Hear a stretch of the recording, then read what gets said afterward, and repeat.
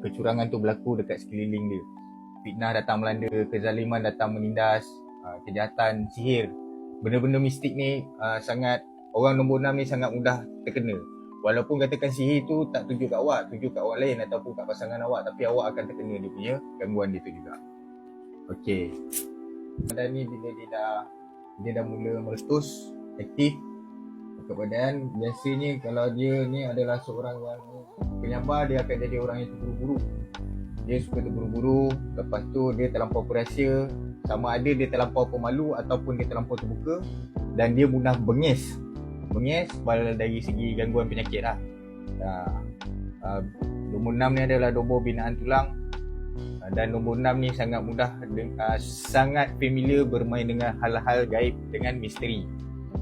Dari segi penyakit pula, orang nombor 6 ni dia ada 3 masalah besar dia, iaitu masalah saraf, tulang dengan otot.